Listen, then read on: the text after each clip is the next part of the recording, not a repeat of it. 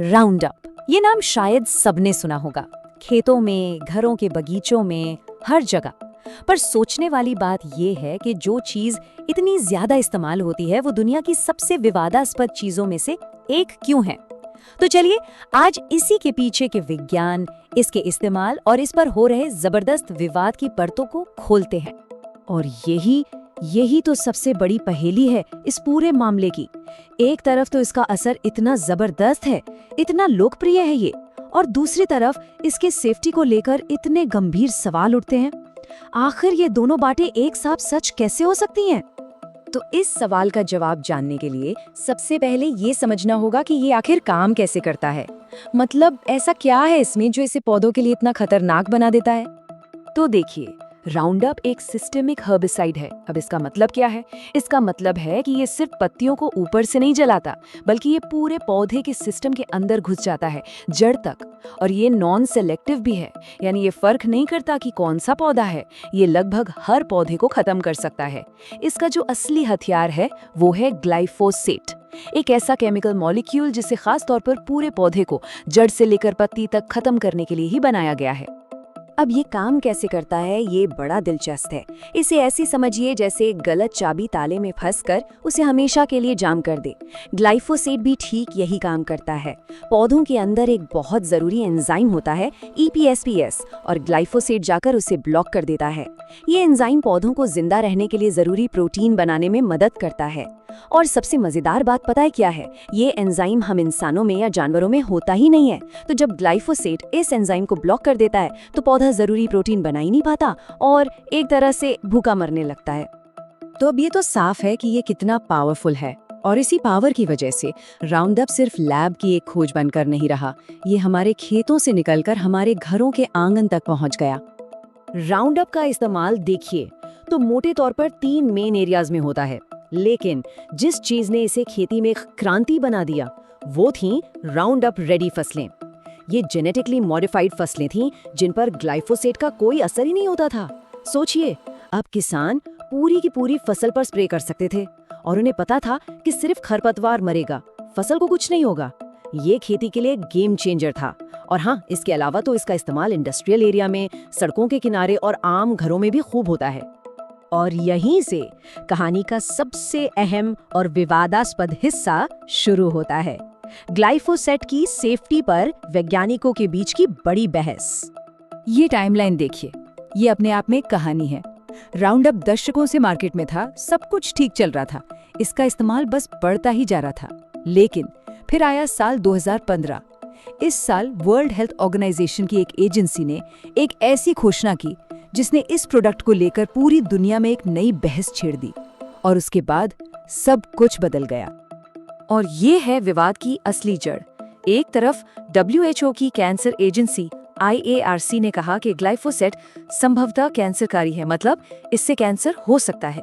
लेकिन दूसरी तरफ अमेरिका की EPA और यूरोप की EFSA जैसी बड़ी रेगुलेटरी एजेंसीज ने कहा कि इसके कैंसरकारी होने की संभावना नहीं है। अब सवाल ये है कि वैज्ञानिक एक ही केमिकल को देखकर इतने अलग-अलग नतीजों पर कैसे पहुंच सकते हैं?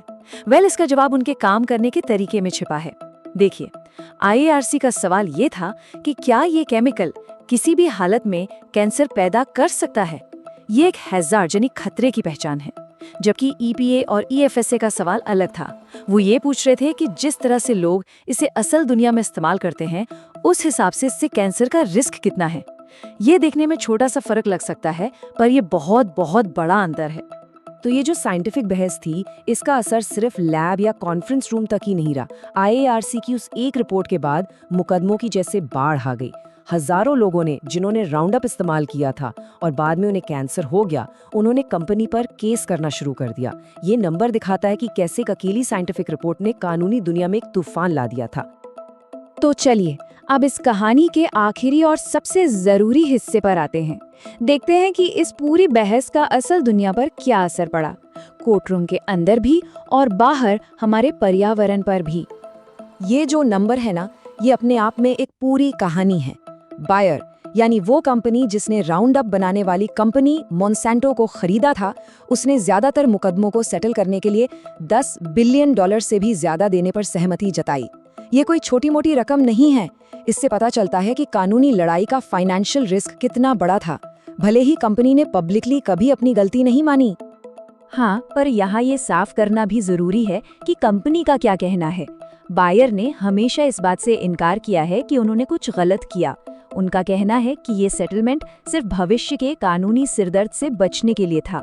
लेकिन एक दिलचस्प बात ये भी है कि सारे कानूनी दबाव के बीच कंपनी ने अमेरिका के आम कस्टमर्स के लिए अपनी स्ट्रैटेजी बदलनी शुरू कर दी है और अब वो ग्लाइफोसेट फ्री प्रोडक्ट्स भी बेच रही है। अब कोर्टरूम से बाहर निकलकर देखें तो इसके पर्यावरण पर भी असर हुए हैं और शायद सबसे बड़ी और अनसोची चुनौती है सुपरवीड्स का सामने आना। ये ऐसे खरपतवार हैं जिन्होंने धीरे धीरे ग्लाइफोसेट के खिलाफ एक तरह की इम्यूनिटी डेवलप कर ली है। मतलब जिस केमिकल को उन्हें मारने के लिए बनाया गया था, अब उसका उन पर असर ही नहीं होता और इससे किसानों के लिए खरपतवार कंट्रोल करना और भी मुश्किल और भी महंगा हो गया है। लेकिन एक मिनट, क्या इस पूरी कहानी का हीरो या विलन सिर्फ ग्लाइफोसेट ही है? शायद नहीं, क्योंकि यहाँ एक और एंगल है। देखिए, कहानी में एक और परत है। जो राउंडअप बाजार में बिकता है वो सिर्फ शुद्ध ग्लाइफोसेट नहीं होता, उसमें कुछ और केमिकल्स भी मिलाए जाते हैं जिन्हें एडजुवेंट्स कहते हैं। इनका काम होता है ग्लाइफोसेट को और असरदार बनाना, जैसे पौधे की पत्तियों के अंदर घुसने में उसकी मदद करना।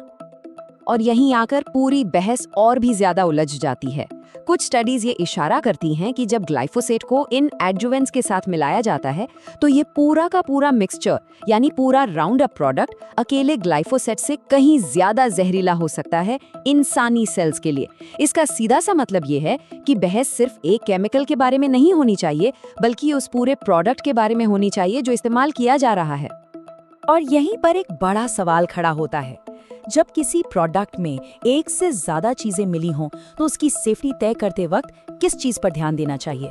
क्या सिर्फ मेन इंग्रेडिएंट पर या पूरे फॉर्मूले पर? ये सवाल सिर्फ राउंडअप का नहीं है, ये उन सभी प्रोडक्ट्स के बारे में सोचने पर मजबूर करता है जिन्हें हम अपनी रोजमर्रा की जिंदगी में इस्तेमाल करते हैं।